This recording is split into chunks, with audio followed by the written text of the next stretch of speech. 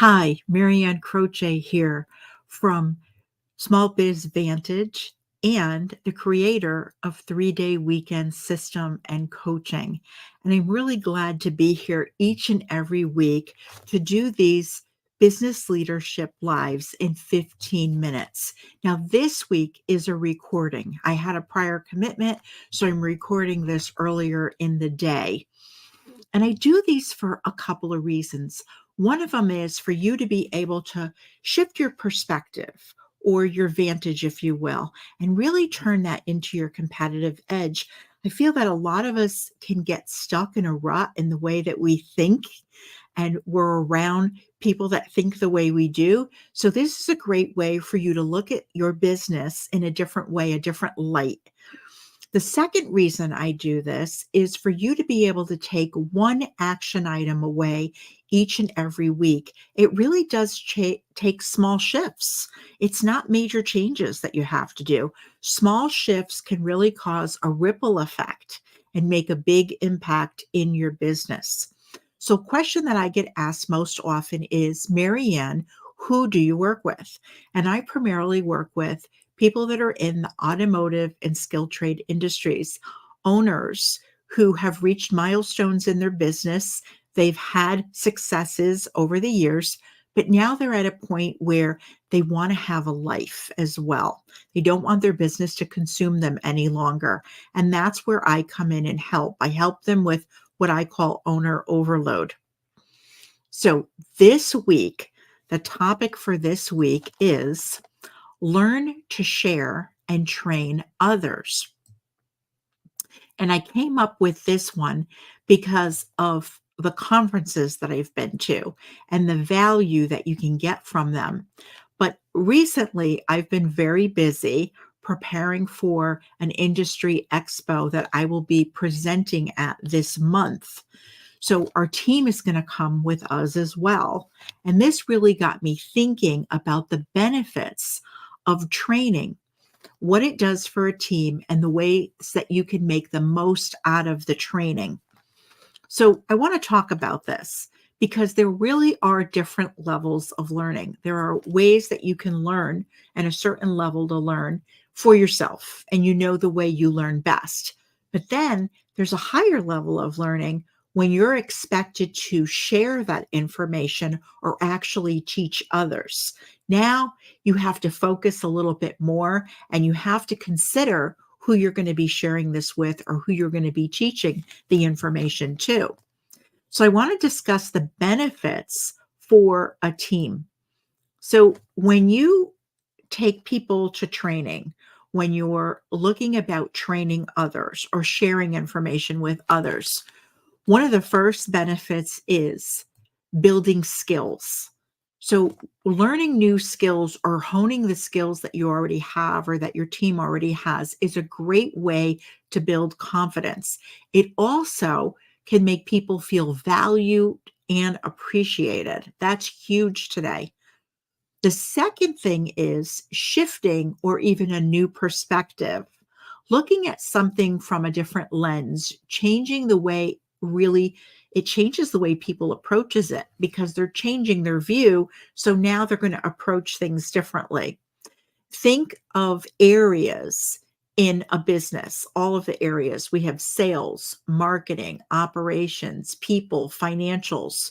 So, really, perspectives lead to your actions, and actions lead to results. So, the way that we think about something is going to determine the actions that we take, and the actions that we take are going to lead to our results. And the third thing is growth. When people invest in others, it changes the way they show up. Someone believes in them. Most people want to give and do their best.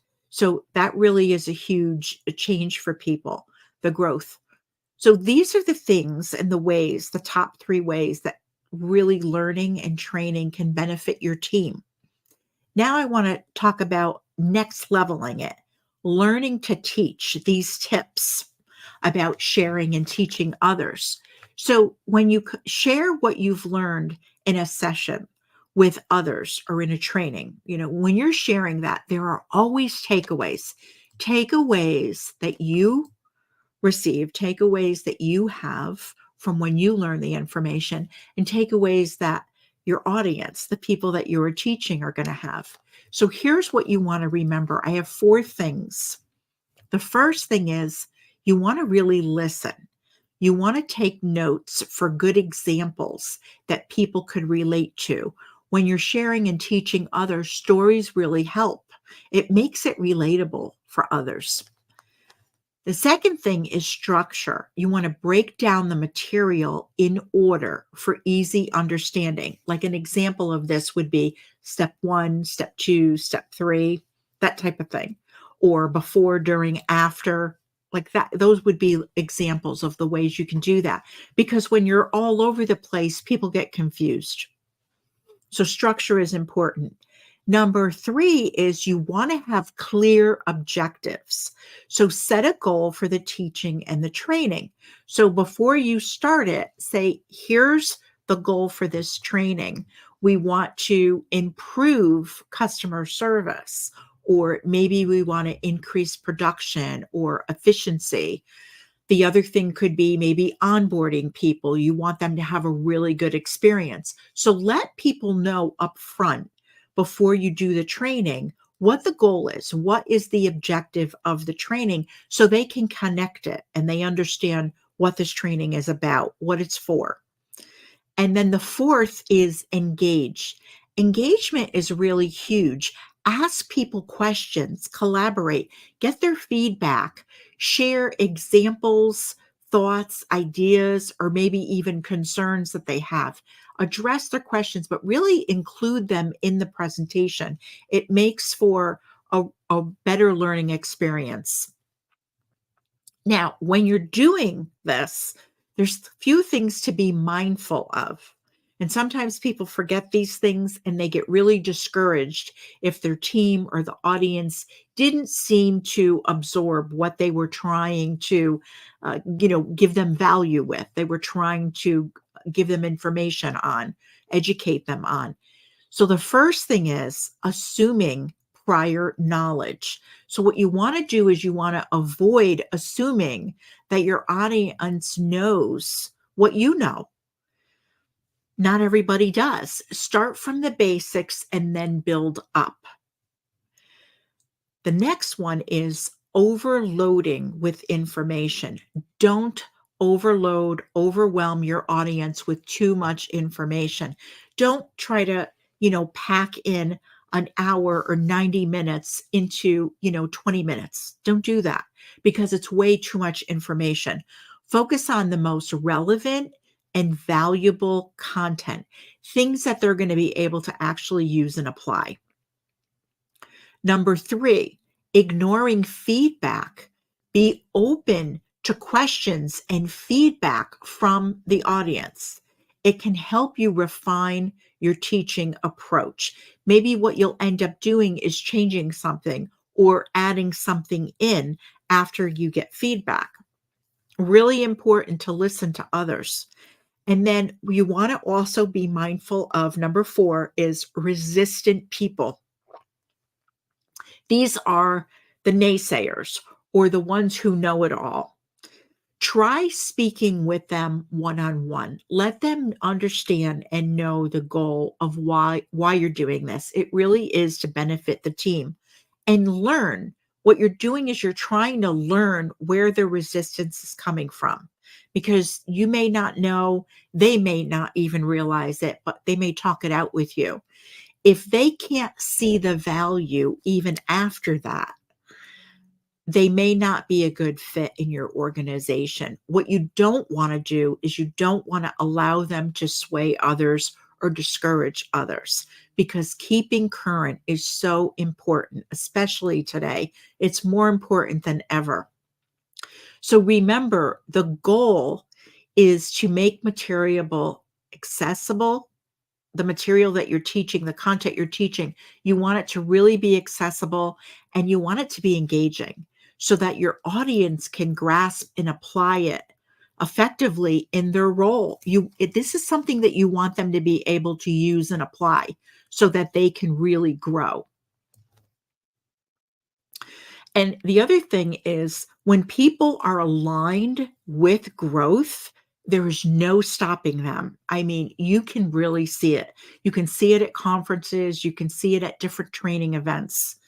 If they see this as benefiting the business, customers, your community, and themselves, then it's really not hard to get them on board. It's really easy to do that. They may even come up with ways to use the training.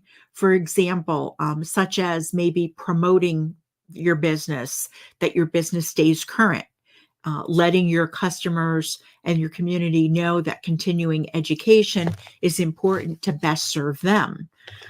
And it really can differentiate your business from others. People are usually really proud to be working for a business, a company that really does value and appreciate them and invest in them. So now I want to talk about the benefits to your business. So we have synergy. That's number one. You're able really to attract and retain the right people for your business. Really doing that is the key to success. Achievers like to be around other achievers. The second thing is taking things off your plate. You can't do it all. I know that maybe you've tried, many of us have tried, including me in my early days. I get it. But how is that working for you? Being able to delegate tasks saves you time to work more on your business instead of in your business. It really is a huge, huge effect when you can do that personally and professionally. And third, another business benefit is you're building leaders.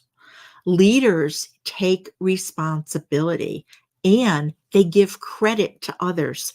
They notice when others are really shining or, did something really great, and they give credit to those people.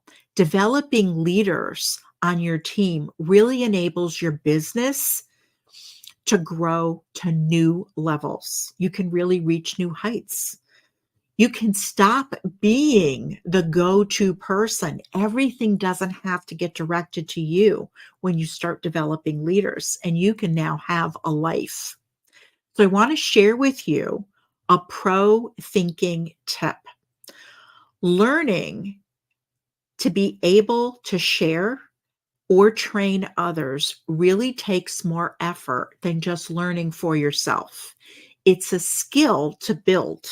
We all learn differently, so be prepared for questions and feedback. It's perfectly natural that that's going to happen. Learn from each training to improve and grow. Learning at this level is something that most people don't do. They learn from themselves, for themselves and their style. It really can be your competitive edge to succeed personally and professionally, right? Think about all the benefits that this can be for your team. So I'm really glad that you were here on this week's Business Leadership in 15 Minutes. Again, this was a recording. If you have comments, you're watching the replay, put them in. I always go back and look and respond. So thanks for being here and have an enjoyable week.